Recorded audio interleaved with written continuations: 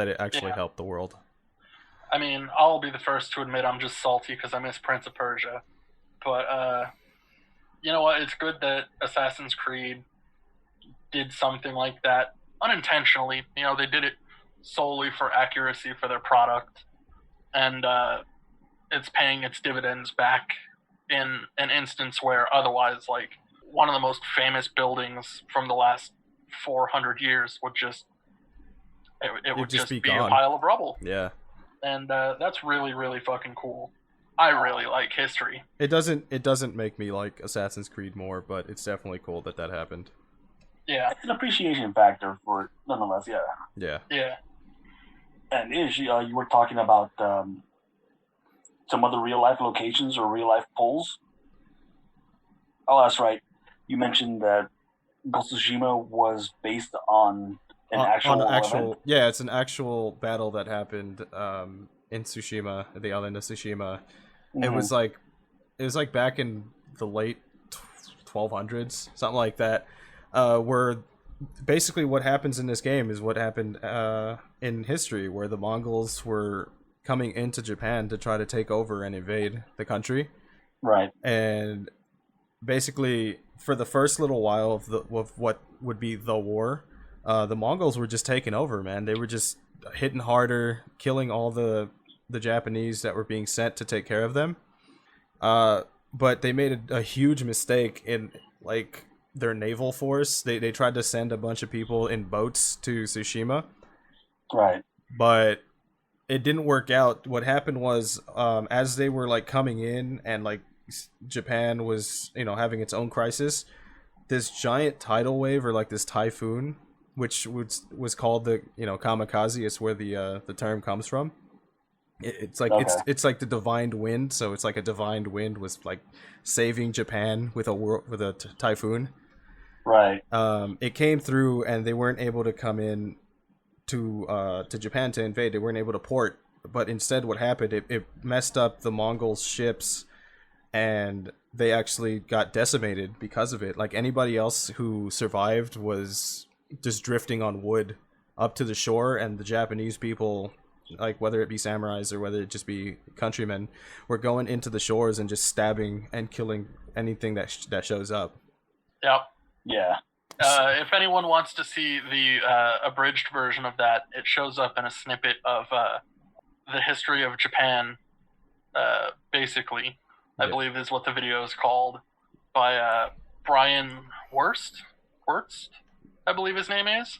It was that fun 30-minute video on, like, the history of everything. Yeah. But he has another one about Japan, and that's literally like a 5-second snippet where he's like, and then the Mongols invaded. Yeah. And then a hurricane forced them to back off. And then they invaded again, and a hurricane showed up and killed them all. Yeah. A divine intervention. Yeah. And then stupid mainland fuckers. And then hopefully that translates to this game. That'd be really cool to see that rendered. Oh man, like, you see, like, how windy and, like, beautiful everything is, like the flowers and grass, like, blowing in the breeze. Yeah. But, like, you see, like, the skyline and everything. It's like, wow. But, like, imagine a hurricane on the horizon. Yeah. Like, I mean, it looks like that from the gameplay footage we saw. A little bit. But, like, imagine, like, seeing the eye of the storm out in the horizon, or, like, watching it come in, like, while you're doing stuff. Like, ooh, that would just be so good. I'm more scared because if it's a game that, like, the fucking Umibozu from Neo shows up out of the goddamn water and starts killing all the Mongols. Oh, man. That's some nightmare fuel. That's what I'm scared of, but it seems like it's gonna be pretty good. I hope they translate that into the actual story for the game. Where do you think the Umibozu came from? Right? It's all the dead Mongols. Yeah. It's the spirits of the dead Mongols. That's funny. But speaking of Neo, it also brought in some other questions on how the gameplay was being handled, the combat, for example. Yeah. It seemed a little stiff. Some would say closer to Neo, or closer to Assassin's Creed, where you're just kind of like blocking and trying to get the one-strike kill. I think it seemed more like Rocksteady's Batman, the Arkham games, where it's like you need to find that time to parry. Yeah. And you need to find that time to strike. I mean, that's what it seems more like a tactical like combat as opposed to just slashing around and hitting everything. Like right, and that brought a little bit of realization as that Neo was doing a bit about that, where you're trying to find that right moment, but you're also switching stances, which is also featured in Ghost of Tsushima, where we saw a bit of a moment where the character switched the stance into a water stance. Yeah. I'm curious about that too. I want to see more about that. Hopefully, very soon. Yeah, and Ish, for someone who's actually played Neo a lot more prominently than I have, and you as well, Kirk. I'm right. What can you say about that? How did that make you feel, switching between stances and trying to fight an enemy or a boss? It's one of my favorite things in the entire game. It's a really cool thing about Neo. It was made even better in the second one from what little I've played of it so far. In that, like, I forget what the weapon's called, but it's like a trick scythe or the trick glaive or whatever. Mm-hmm. Where in one form it's kind of like the saw blade from Bloodborne, in its compacted form, where you just take like really close, quick swings with it, and then there's the middle stance changes the blade into like a mid-range sweeping with a little bit of thrusting pole arm, and then when you change it to the high stance, it turns the weapon into a straight up like a giant scythe. Yeah. And it's huge sweeping swings, and the first Neo was much more nuanced than that, but that's a great way to highlight it, where weapons and the stance you choose, high, mid, low, is rock, paper, scissors, but also like completely changes, moment to moment how you should use that weapon to punish your opponent for the opening they gave you. Yeah, and then what I'm hoping is it caters more to like the Neo 1 style of stance switching, because that was more catered towards like a different type of Bushido. It's like you're not actually changing the weapon itself, you're just changing how you use it. If it's going to be like quick strikes over, powerful overheads or stuff like that, or, the opposite. Yeah. The thing about gameplay in general from Ghost of Tsushima that kind of has me on the fence still is that they showed us sneaky ninja, and they showed us honorable samurai, like fucking one-shot everybody. And those were fine, I guess, but like I can't help but wonder, based on everything else that they said, based on the stances, are those just like the extremes of it? Like, can you do something between those two options? Is there another option? Like can you be that crazy swordsman who just kind of like runs in and just like fucks shit up? Like, I guess in short, can you be, instead of a Jin or some random ninja, can you be a Mugen? Yeah, I could see that. Like, I was also looking to see if like he would do I think it's called the Ie, where he like unsheaths the sword, slashes a dude real quick, puts it back in. Yeah. But that would be very flashy. Yeah, but, the quick draw. Yeah. But in that aspect, it'd be similar to Sekiro, wouldn't it? Because it had parts where you're just kind of going forward, pushing through without being stealthy, but then you also have the aspect of being capable of being stealthy, right? Stealthy is almost always the best way to approach Sekiro, because you are first and foremost a ninja. Yeah. You can choose to like stand out there and be like, fuck you, fight me, lol. And it's viable enough, but it's the type of game where like if someone's behind you, you can't like block behind you. You have to like figure out how to dodge out of being surrounded, or like jump out of the situation and approach it from another situation. Like if you could pick up dirt off the ground and throw it in people's eyes, like you'd be fucking doing it. Definitely. Like, you are not honorable whatsoever. You are about to win because you can't afford to die. That's like Tenchu. If you're talking about being about to win, that's like the perfect game. I mean, but like that's the ninja thing, is like it doesn't matter what it takes to get the job done. It just has to be done. Yeah. So like that's the difference ultimately. But like I kind of want to loose cannon, play by their own rules samurai, Yeah, definitely. Like, if I could get something that's like a happy medium, where like it can rock some medium armor and maybe do like some super light parkour and have some ninja gadgets, while also like having these awesome sword fights with people, I would probably be fine with the game. It's just I'm kind of concerned because all we saw were the two extremes. Right. Yeah. But there is still hope based on, here's all these charms and shit that change how things work, and like they evolve based on what you're doing and how you do it. Yeah, the Fascinating. Onomori charms. Right. Yeah, that's the ones. The gameplay looks like they've got a good setup going. It doesn't seem like it's as naturally unrelenting and punishing as, say, Neo or Sekiro could be. But it doesn't look like you're just gonna like insta-parry everything and win. Oh no. It seems like it's gonna be catered towards like a story-driven segment. Even though it's like open world, it's gonna be like a story-driven game where it's like it's gonna be hard, but not like so hard that you can't like progress through the story and just get frustrated. Yeah. So I mean, if that's more your jam, that's kind of like the pacing of like the Uncharted games and stuff like that.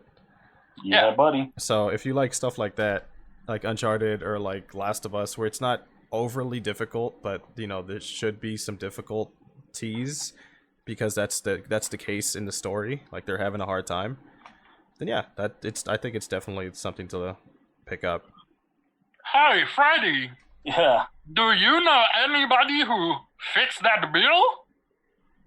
Bill? Do you know anyone who fits that bill? That was really good though. It's you. You fit that bill. Yep. Because yeah, you love story-driven stuff. You fit that description. You horrible piece of shit. Yeah, no, definitely. It's right up my alley. But another thing that really caught my eye, which has caught many other people's eyes, is the way they're handling the open world segment. See, what a lot of open world games have struggled with is attention span for the player. Yes. You have these lists of chores to do, and you can pull up a menu and do them all. Or you can do what Legend of Zelda Breath of the Wild did and just visually put them out there. Let you become the explorer. You see something interesting? Go to it. No pressure. I think a game like Spider-Man is a good example in that. In a lot of ways, anyway. The recent one for PS4? Oh, yeah. Sorry. I guess I should have specified. Insomniac's Spider-Man. Yes, because there have been so many other great Spider-Man games. Let me cut you off real quick. We got a word from our sponsors. Aha sparkling water. You like popping the cork open? Then you can hop on to my OnlyFans page. There you go. Pop this cork.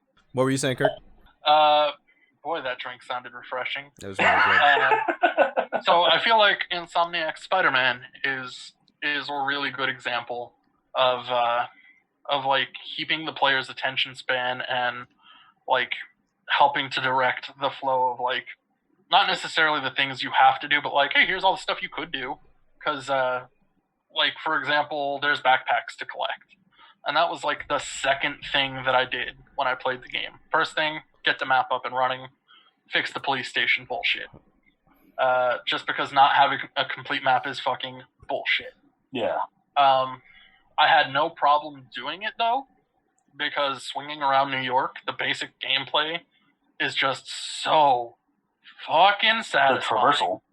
Yeah, I saw that video of that dude who was just like, if Spider-Man was like a real person and like that had that powers, this is how he would swing around the city. And it was like the most seamless, amazing, like he never hit the ground, not once, dude. Very possible. Yeah. I was like, whoa, holy crap. Yeah. I'm like, that's the type of stuff that I'd like to see with this game. Not swinging on fucking buildings, because obviously, but just like seamless and like flowing movements. Yeah, definitely. Yeah. But yeah, like the swinging felt good, so it didn't feel like an obligation to have to do that. And then, second thing I did was get the backpacks, and I was like super intrigued after I got the first one, because it's like, oh look, it's the menu from his first date with Mary Jane Watson. Oh, that's a cute nod. I wonder if that's what all of these are. And you pick up the second one. Sure enough, that's what they are. That's And cool. there's like 25 of those fuckers around New York. And so, you know, you figure halfway through you're starting to get a little bit bored of the monotony, you know, maybe. But you fixed all the police shit, so, you know, every 3 minutes or so, the police come on the scanner and they're like, hey, some asshole stole a car. Someone go respond to that. And if you want to take a quick breather from what you're doing and go stop the people who stopped the car or who stole the car, you can go do that.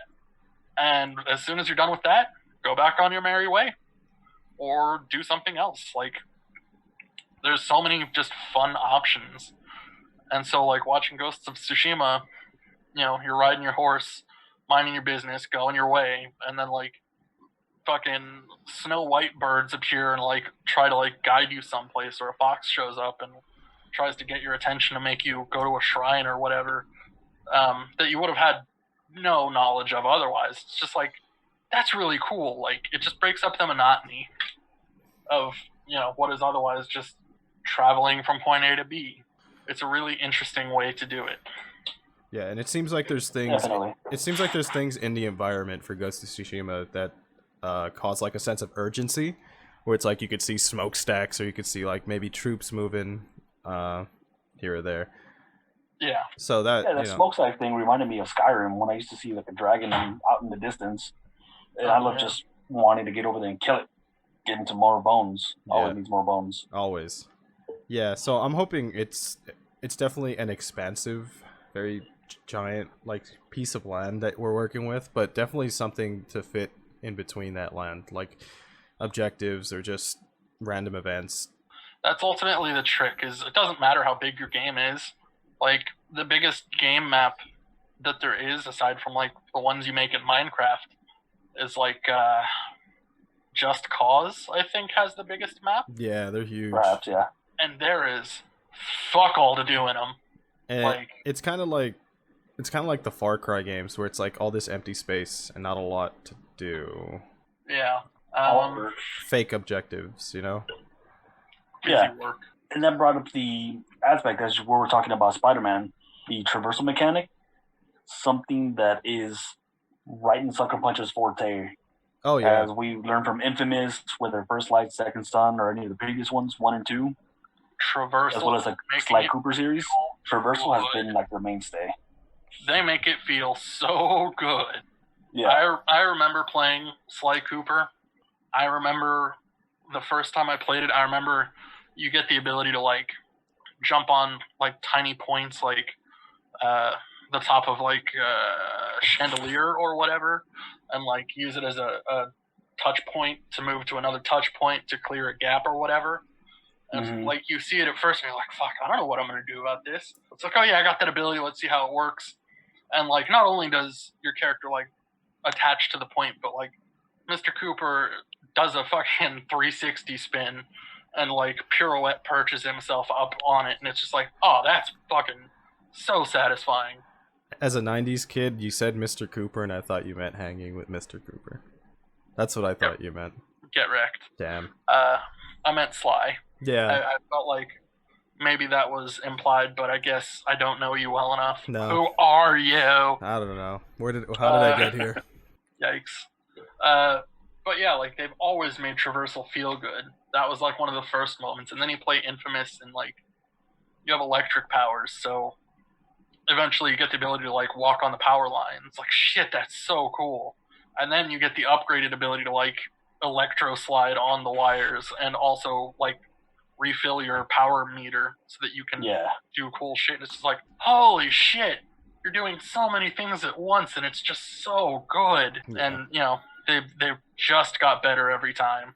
So it's definitely exciting to see what they're gonna do with this game. You know, being that like the only way to travel across the country was on, like, a horse, on foot or a horse. Yeah. You know, hopefully they make it feel kind of like Breath of the Wild, where there was, like, other things you can do to traverse, not just, like, waypoints or anything like that, but just other fun ways to get from point A to point B to point C and anywhere in between. I'm hoping for caravans. Ooh. That'd be cool. And like the Mongols would come in and attack the caravans. It'd just be like a world event that happens. Yeah. Random world event. Yeah. Well, like Procedurally generated world event. Sure. Well, like instead of fast travel, you could get like moderate travel, where it's somewhere between actually, walking 3,000 meters and, just waiting for the game to load. Where, you do like 500 or 1,000 meters. And somewhere in there, there's like this tension that you might get jumped by Mongolians who are trying to like take shit and you got to fight them off. Or, or, maybe it just doesn't happen. But like, you don't know. Yeah, I mean, shit. That'd be pretty cool. That'd be pretty damn rad. Yeah. And that's something that nobody's doing. Yeah. Yet, exactly. Yeah. I mean, Sucker Punch, if that wasn't a thought until now, call us. Yes, please do. There's already what we got with 18 minutes. It seems like there's so many things you can like theory craft about what could be the next thing that they show, or what else could be in the game, or stuff like that. What Easter eggs can you point out? Yeah. The die system. Ooh. God. The die system. Dyeing your armors. Or the Nemesis system. The Nemesis system? Like fucking, like... For Mordor? Yeah. Yeah, that'd be cool. Like, certain Mongolian captains or commanders are like, oh man, we either gotta mess that guy up or we shouldn't mess with him at all. Yeah, that'd be really cool to have an AI built like that for this type of game. They already have the fear built in, which is part of the Nemesis system that they used in Shadow of Mordor. That's right. Yeah. If you start taking over camps like effectively, they'll just start running away from you. And it was also a skill you got to upgrade on some of your stealth kills. A quick aside, if you guys wouldn't mind. Sure. I don't know if you guys have heard of the Mongolian metal band, The Who. Is that the one that does the Tibetan like throat thing? Yeah. Yeah. I'll send a video to you guys just to make sure you know who they are. Like, their music is like really enchanting and like super rad. I really like it. Mm-hmm. I can't help but feel bad because like their music, from what I understand, is like national pride in a sense. Like, right. Like, we're the descendants of Genghis Khan. Like, get off your asses and do shit. Yeah. Like, in one way or the other. Like, go do great things. And it's like, that is so fucking cool. Like, I'm not Mongolian, but like, if I was, like, for someone to like be like, you, my kin, like, remember where we come from. Like, that was like the baddest man on the planet for a hot second. Yeah. Go live up to that legacy. It's like, man, how fucking pumped. And then here comes this game about the Mongolians invading Japan, and you're this one Japanese dude who's about to teabag like shit tons of Mongolians. Yeah. So like from that perspective, I'm just kind of like, that band's really cool, but like, fuck, does it undermine like the way people think about Mongolia and their people and their ethic and like all that shit? Like, man. Well, I mean, of course, like, just think about the media. Every time you think of like some Mongolian dude, you're like, oh, that dude's probably an asshole. Or if you like, even in things like, even in things like South Park, or even like Mulan, you know, Mongolians, where like the main dude just like Genghis Khan, you know.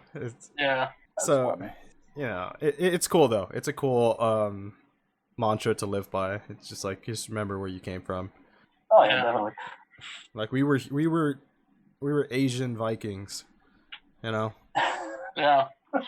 Like, even if it's not going out and conquering the world, like, go do something. Like, be amazing at something, because that is your destiny. Yeah, like having a crazy metal band. Yeah, like having a crazy metal band that uses, like, fucking 480 instruments and whatnot. That's insane. That's fun. Anyway, so, continue. Yes. So with everything we just mentioned, it just got me more curious about, the game, what it's about, the story, the name of the main character, the protagonist. I can't recall what it was. It's Jin. They mentioned it. It's Jin. Jin? Okay. Yeah. And then is the Islands of Tsushima the only traversable area we ever get to explore in the game? or is there going to be any more DLC to it to expand to it? Maybe get into like the Mongolian areas. Yeah. Could you imagine? Could Go you? over to mainland fucking Asia and fucking drop the teabag on mainland Mongolia. So Right? this game is so anti-Mongolian, where you would be like, you would kill them in Japan as they invade, and then go to like mainland Go China on the counteroffensive. and like go into like mainland China and like Korea and kill them there too. Like that'd be crazy. Last boss of the final DLC is Genghis Khan himself, a la what's his name from Dark Souls 3? Dark 3. You know the one, old man in the cloak, Gale.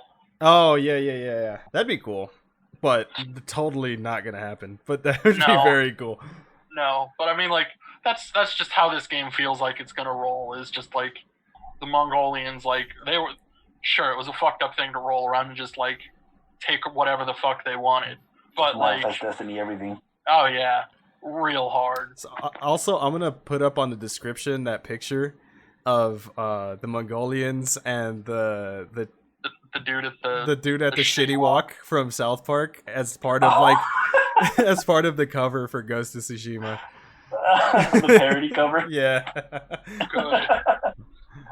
Link in the description. Yeah, definitely. Oh man, that'd be hilarious. The game's gonna be cool. It looks cool. I'm excited for it.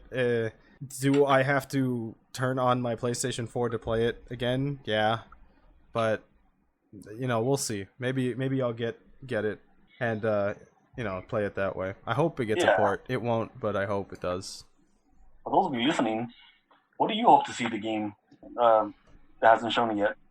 I'm hoping to see more tools, more ninja tools or more samurai tools that you can use, more traps, things like that. Want to see if there's more like on horse combat. So if you could just like run through like a town that was taken over on horseback. Yeah, if you can take like a town over on horseback, like swing your sword off the horse or like try to like. So what you're saying is you want like Musou game horseback combat.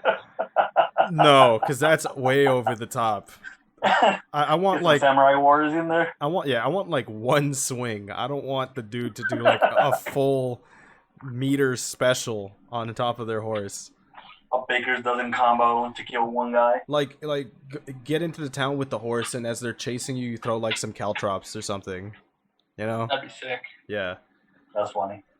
That's kind of what I'm looking forward to see what elements of the stealth like will be improved upon. Just because I mentioned Tenchu earlier, and that game is bananas with like the things you can do, like the tools you get, and you know, like the odds that you have to overcome because of it. You know, the original game, it was like, I don't know, eight levels, something like that.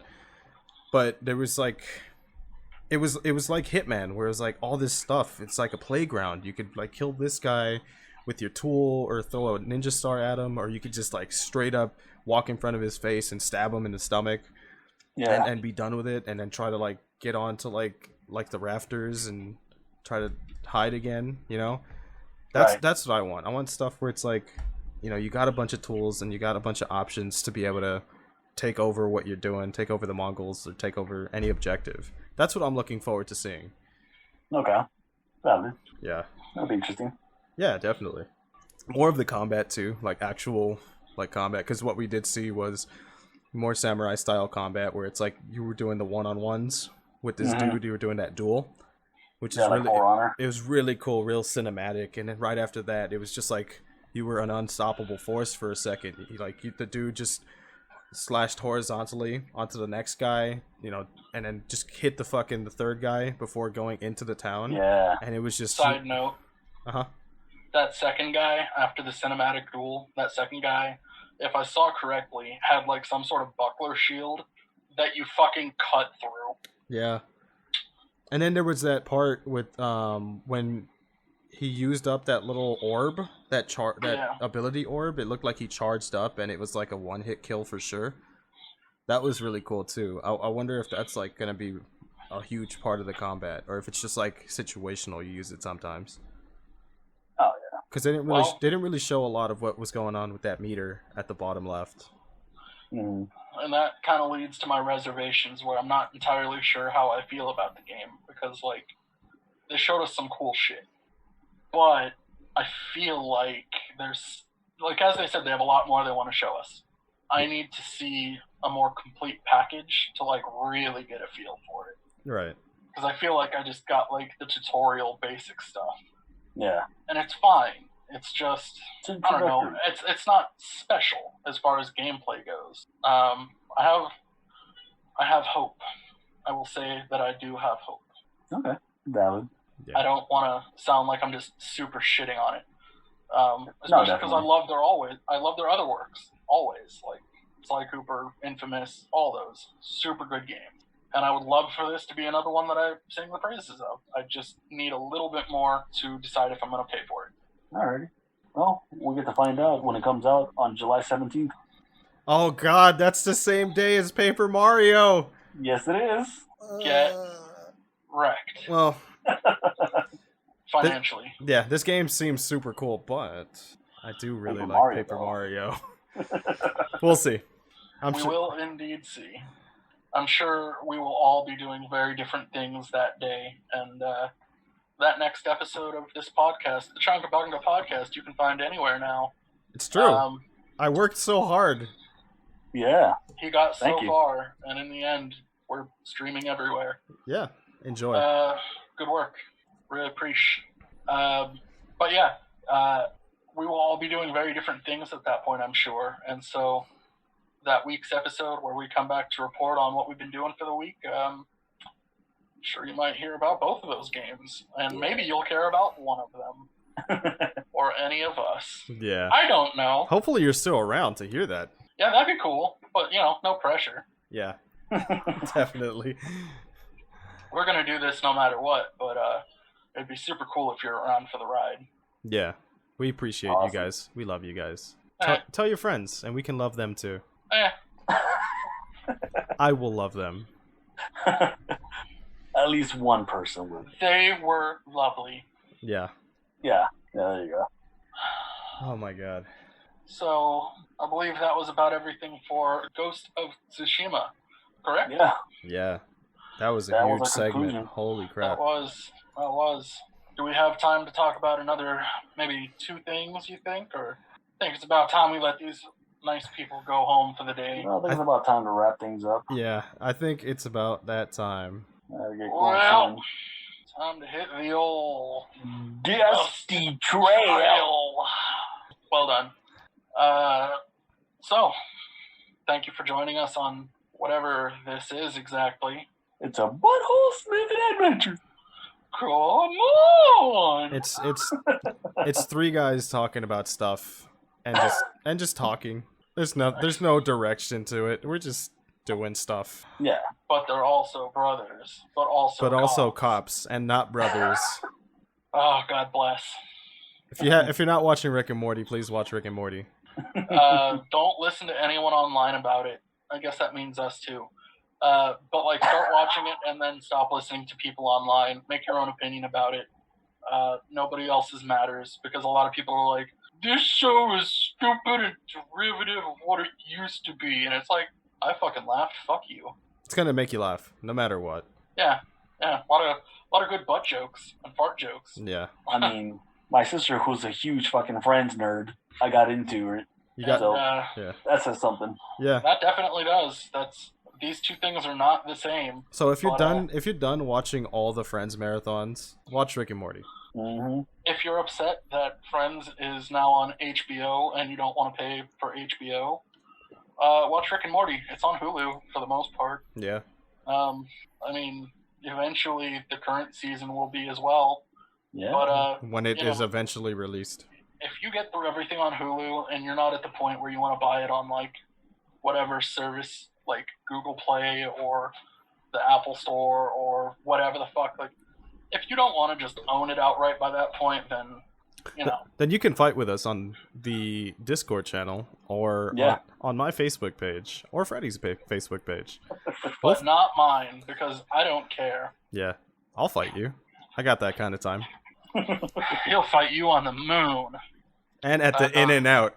Halfway between the two of us. Yeah. Let's let these beautiful people winner go. buys the milkshakes. That's right. Winner buys milkshake. All right, let's let these people go. Well, thank you again for your time, folks. I don't know why you do it to yourself, but you do, and that's beautiful. It is. For us. Yes, we get so happy. I get so happy. We all get so happy. We need to change our pants. Yeah, that's from the sweat. It's so hot. Among other things, probably. It sounded like this drink was refreshing, but I'm still hot. I'm still really, really, really hot. Yeah. Well then, let's get you the fuck out of here so you can take like a really cold shower or something. Yeah. So it can be like super cartoony and spit out ice cubes. I'm doing it for you, motherfuckers. The ALS Ice Bucket Challenge. Let's go. Oh, sick. So thank you again for doing the listen. We appreciate you doing a listen. Once again, I have been Mike, whatever the fuck. I don't know. And I've been Ish. And he's been Freddy. And I've been Freddy. I don't know if you've heard, but he's been Freddy. Yes, I have. He's been Freddy. And he's been fingered. Goodbye.